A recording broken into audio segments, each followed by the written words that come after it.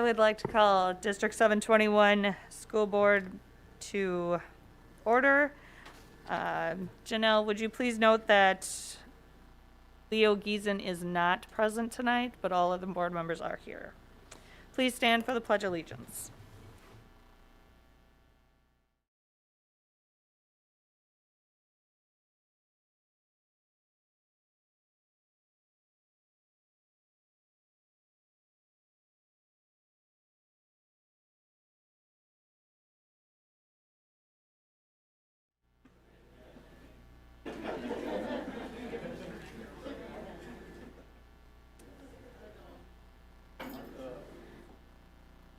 Janelle, I have one open forum. Any others? So, Mr. King, were you given the school board forum guidelines for open forum? Yes. Perfect. All right.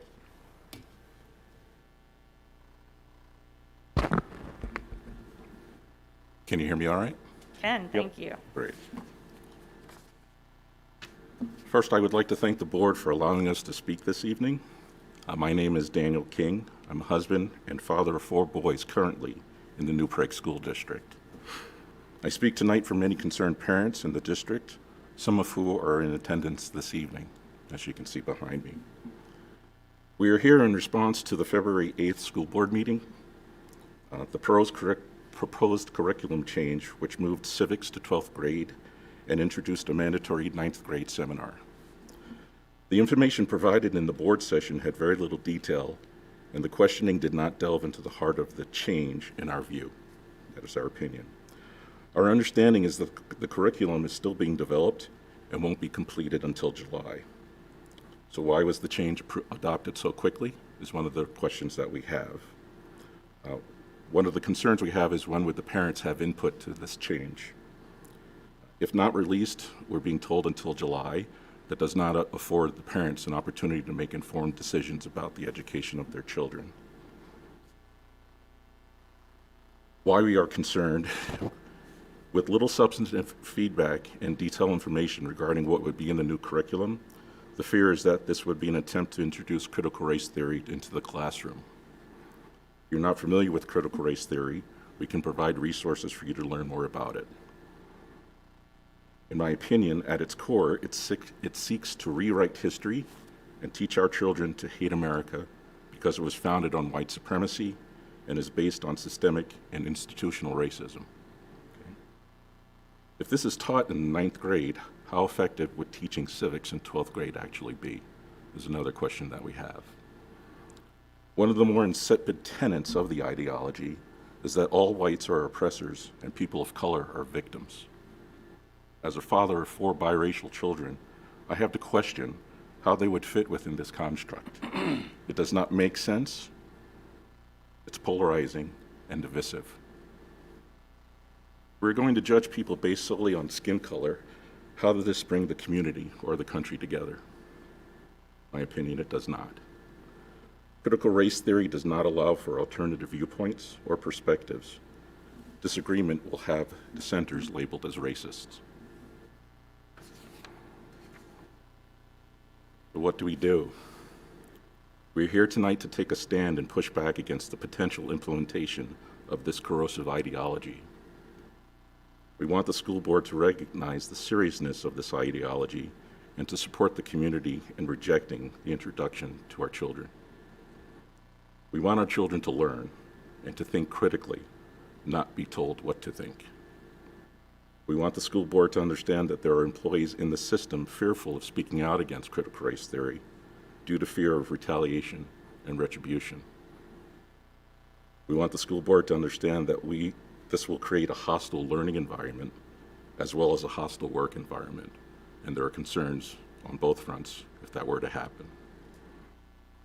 The current administration has proposed nationwide K-12 implementation with the threat of withholding federal funding if not adopted. How will this school board respond to this challenge? How do we engage our local and state representatives to get their support? Does Minnesota have a leader that will take a stance like that of the governor of Florida or the legislature in Arizona that is pushing against critical race theory and essentially banning it in their public schools. We recognize this will be a long-term endeavor and are committed to that effort. I'd like to thank you for listening to us tonight, and we look forward to future discussions along this topic. Thank you very much. Thank you, sir. Thank you.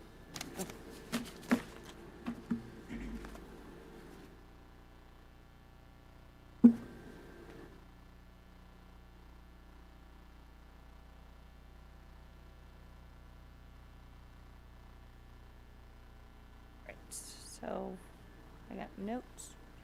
All right, so I am looking for an approval for our agenda. So moved. Second. All those in favor? Aye. I passes 6-0. Motion for the consent agenda, please. So move. Second. All those in favor? Aye. Opposed? Passes 6-0. Committee meeting. Nothing? South Metro. Southwest Metro had their monthly meeting last Tuesday. And before the meeting, we had a chance to tour the new facilities at Dean Lakes. And it's really an impressive turnabout as far as that building is concerned. It was an educational center to begin with, but now it's going to be used for multi-educational purposes besides the Southwest Metro students themselves. We are also looking at renting facilities in that building for college classes, for iTech classes. One of the classrooms that is going to be probably moving there will be Dunwoody Institute, and it's a very good school, and is just an example of the interest that that building has perked in a lot of people's eyes as far as its use is concerned. And besides being a wonderful facility for our own students as well. We also heard some great news too from the area of furniture. It just so happens that the court room or the court facility in Scott County is moving into their new facilities, and they had a lot of furniture that they were no longer needing because of the move to the new facility. And we were gifted a lot of desks and chairs by the Scott County Justice Department, and we are very grateful for that. So things are going very nicely. The remodeling will be taking place during the summer as far as making it exactly what we need for our programs, and we should have a grade A facility for our Southwest Metro students. Then also we had a report from the teen mothers class that we have in Southwest Metro, and the good news is that teen pregnancy is down, and that's a wonderful thing.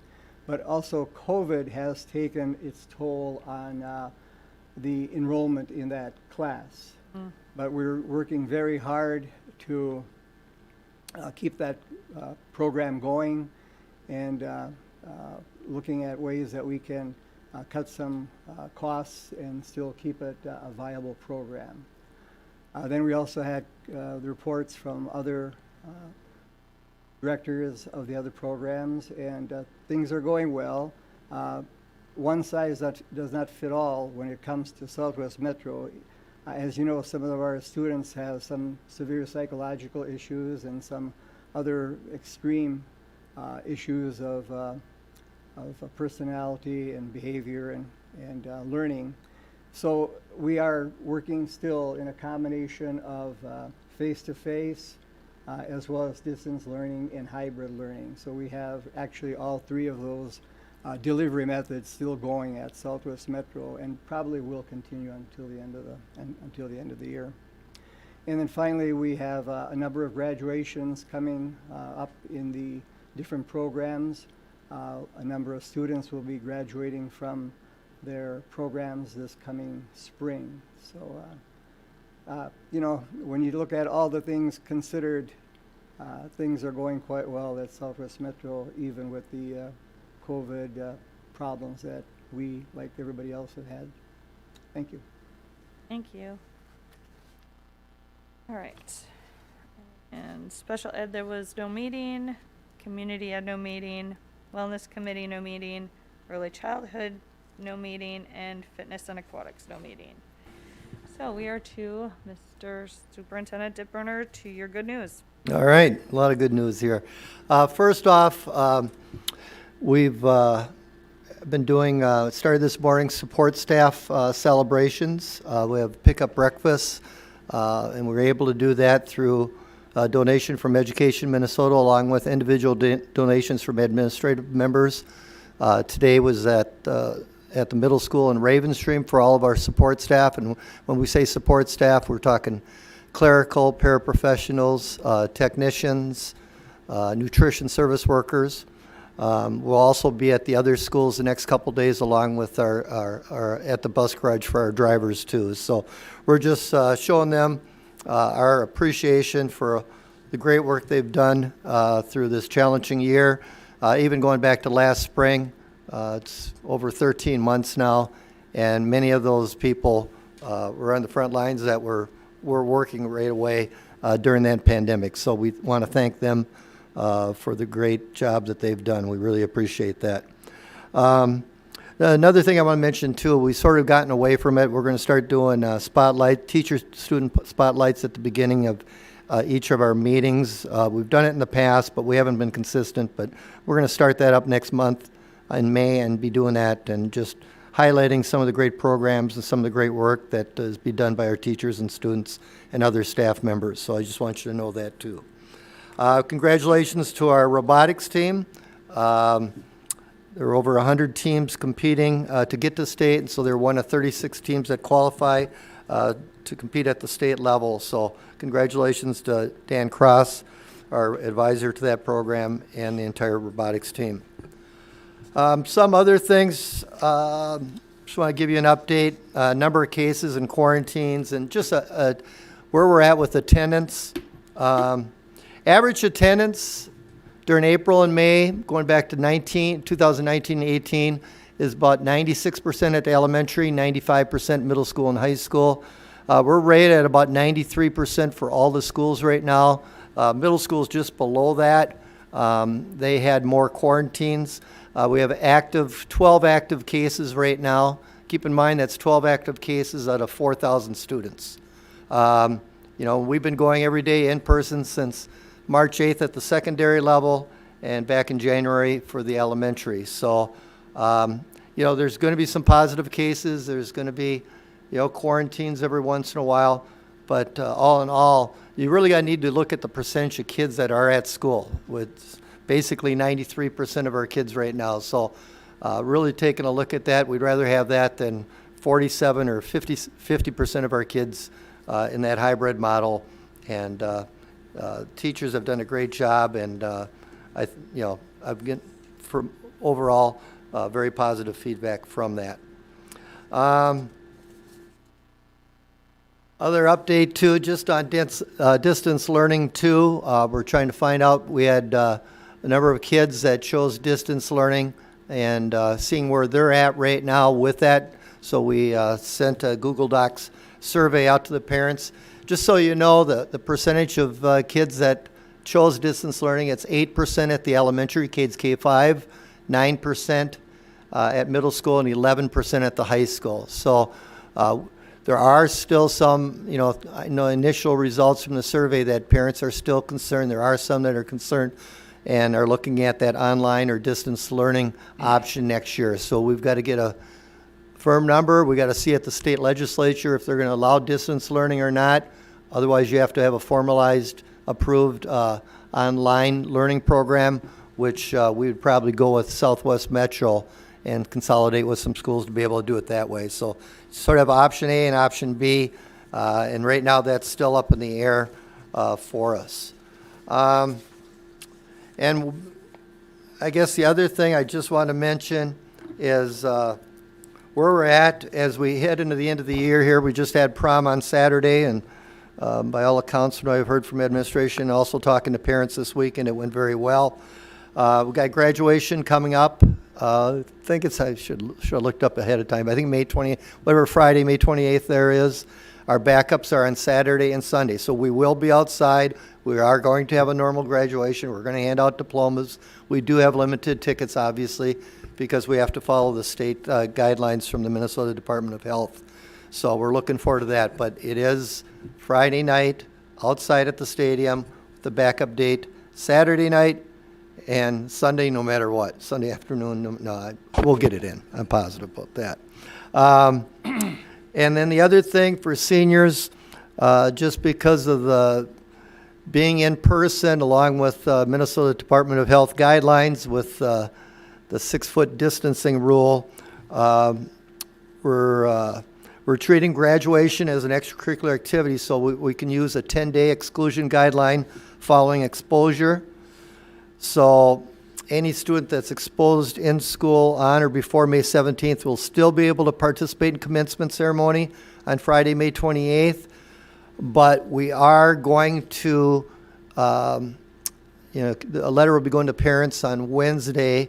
I know the staff got some information today, but what it means for seniors is that some of the attendance will be optional in person, because after May 17th, we don't want any senior having a chance of getting excluded from graduation.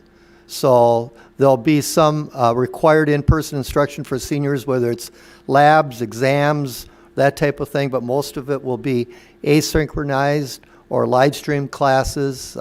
There's a lot to get figured out there with the teachers, but so those last remaining days, that's what we're going to do for seniors, so we don't get in any situation there that they'll be excluded from graduation.